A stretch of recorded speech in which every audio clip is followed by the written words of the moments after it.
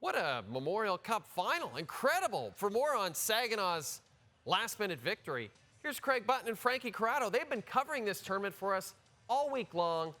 Guys, the Knights beat the Spirit in the OHL's West Final. Then the Knights beat the Spirit earlier this week, as you guys know, to get to this final.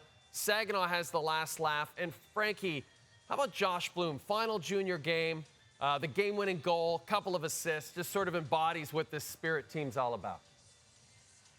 Jay, two very evenly matched teams, but the London Knights have had the Saginaw Spirit number all season long, all playoffs long.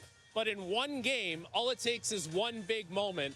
And one of the things the Saginaw Spirit do, it's a trademark of their team. They want their defensemen involved in the play no matter what. And as this game went on, you could feel London putting on the pressure. And maybe Saginaw started to sag back a little bit. But Jorian Donovan, the Ottawa Senators prospect, makes the play of the tournament, keeping that puck in at the blue line. And it's Josh Bloom of the Vancouver Canucks who gets the game winner. Josh Bloom had a great game. Saginaw had a very good game for the most part, outside of maybe 7 or 8 minutes where London really put the pressure on, but in the biggest moment, they stuck to what they do best, and that's getting their defensemen involved in the play. Yeah, and you talk about turning the tables, Jay. In the game Wednesday, it was Josh Bloom who flipped the puck into the middle ice that led to the winning goal for London. And so when you talk about turnabout is fair play, that's exactly what happened here in this Memorial Cup championship game. But the Saginaw Spirit, if you ever wanted to script something that you would say was almost a perfect game, the Saginaw Spirit went out and did that. They had a really strong game. With the exception of about 7 or 8 minutes, Frankie, they were great. And if it wasn't for Michael Simpson in the London net, this game would have been over long before the last minute. Certainly a team that knows how good they were. They knew how good the London Knights were. This is one that's fully earned.